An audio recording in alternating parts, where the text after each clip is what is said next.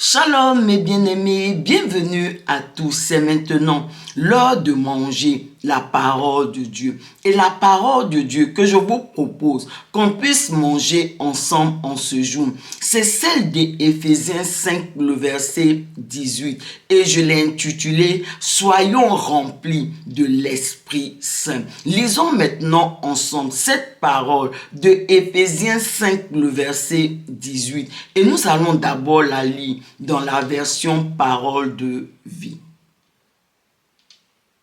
Ne buvez pas trop de vin. La boisson pousse les gens à se détruire, mais soyez remplis de l'Esprit Saint. Amen. Et dans la version Louis II, c'est marqué « Ne vous enivrez pas de vin, c'est de la débauche. Soyez au contraire remplis de l'Esprit. » Amen. Pour mieux comprendre ce verset d'Éphésiens 5, le verset 18, j'aimerais qu'on puisse lire ensemble Lévitique 10, le verset 8 au verset 11. Et nous allons la lire dans la version Louis II.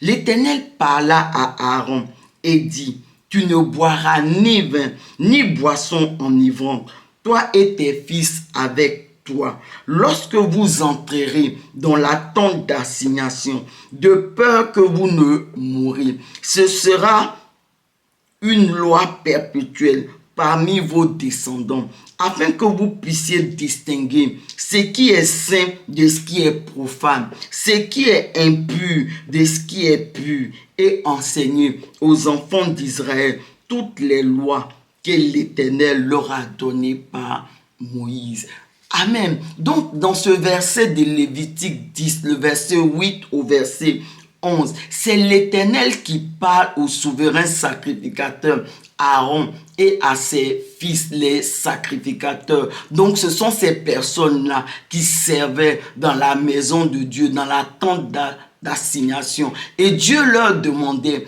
de ne pas boire du vin, de ne pas s'enivrer, de ne pas prendre de boisson enivrante avant d'aller dans la tente d'assignation pour le servir. Parce que Dieu dit que la sentence de boire du vin, de s'enivrer, c'était la mort. Donc, en quelques mots, le fait d'être rempli de vin, ça conduisait à la mort. Et Dieu leur a dit également de ne pas boire de vin ni de boisson enivrante, parce que sinon ils ne pourront pas distinguer ce qui est pur de ce qui est impur. Ils ne pourront pas également faire la différence entre ce qui est saint et de ce qui est profane. Donc, véritablement, Dieu les mettait en garde, vraiment pour qu'ils puissent s'éloigner de l'alcool, du vin, de toutes les boissons enivrantes.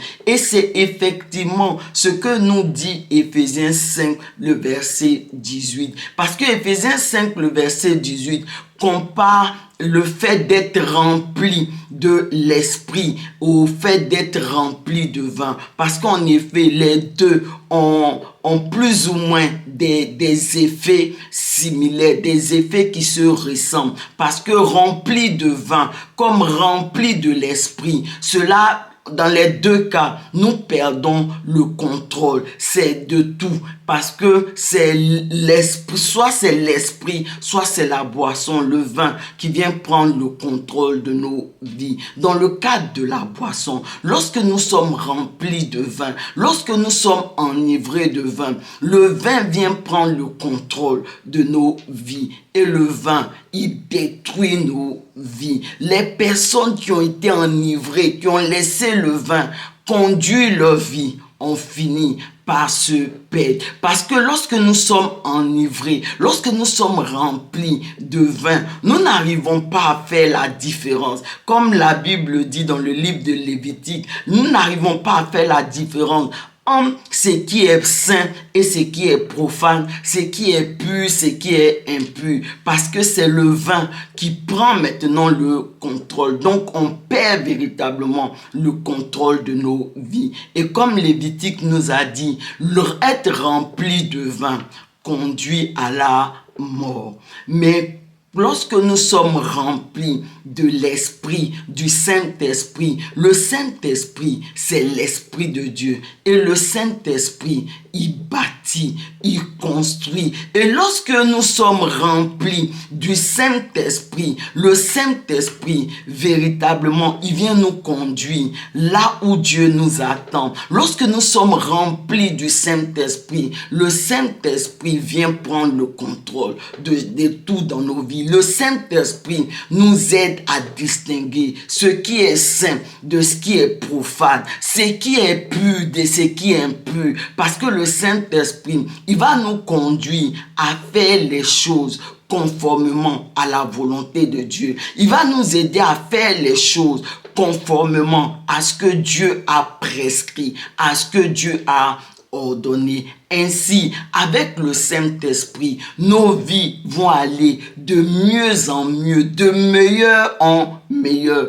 parce que c'est Dieu lui-même qui est au contrôle de nos vies. C'est Dieu lui-même qui conduit nos vies. Et avec Dieu, nous sommes plus que vainqueurs. Avec Dieu, nos vies seront réussies, sont réussies. Avec Dieu, nous sommes vraiment épanouis. Et c'est en cela que Éphésiens 5, le verset 18, nous recommande d'être remplis de l'Esprit. Il nous recommande de véritablement laisser le Saint-Esprit, l'Esprit de Dieu, prendre le contrôle dans nos vies. Parce que avec le Saint-Esprit, nous n'avons pas à craindre. Le Saint-Esprit veut le meilleur pour nous et il va toujours nous conduire au lieu où Dieu nous attend. Il va nous aider à faire toutes choses conformément à la volonté de Dieu. Et avec le Saint-Esprit, nous allons pouvoir faire la différence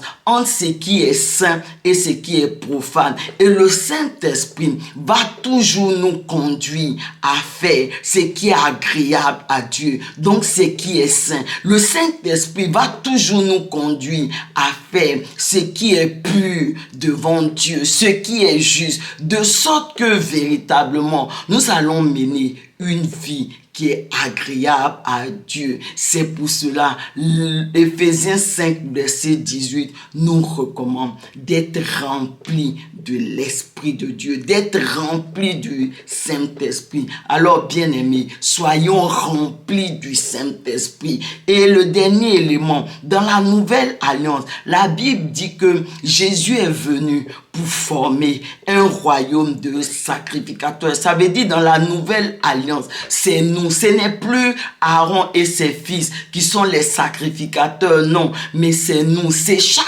personne qui a reçu Jésus dans son cœur comme son Seigneur et son Sauveur personnel, qu'il devient sacrificateur de l'Éternel. Et en plus, la Bible dit dans la Nouvelle Alliance que le temple de Dieu, la maison de Dieu, ce sont nos corps. Alors, mes bien-aimés, lorsque nous sommes remplis du Saint-Esprit, en ce moment-là, le Saint-Esprit va venir véritablement dans cette maison de Dieu que nous sommes, vraiment nous aider à servir Dieu, comme Dieu même désire être servi. Il va nous aider à faire dans ce temple que nous sommes, à vraiment faire tout ce qui est agréable à Dieu. Et ainsi, mes bien-aimés, ainsi, nos vies vont aller de meilleur en meilleur, de mieux en mieux, pour la seule et unique gloire de Dieu. Et Dieu sera puissamment révélé au travers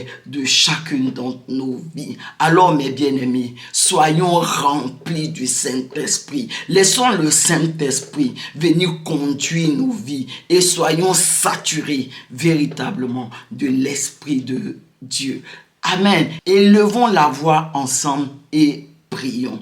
Merci Seigneur de ce que tu as fait de nous un royaume de sacrificateurs. Et alors que nous sommes en train de te prier au nom de Jésus, Seigneur, fortifie-nous. Seigneur, afin que nous soyons des hommes et des femmes remplis de l'Esprit, que véritablement le Saint-Esprit vienne conduire nos vies, afin que véritablement nous puissions distinguer ce qui est saint de ce qui est profane, ce qui est pur, de ce qui est impur, et que véritablement, dans ce temple de Dieu que nous sommes, nous puissions te servir comme Dieu lui-même le désire, et qu'au travers de nos vies, Dieu soit puissamment révélé et visible. Merci Seigneur. Amen.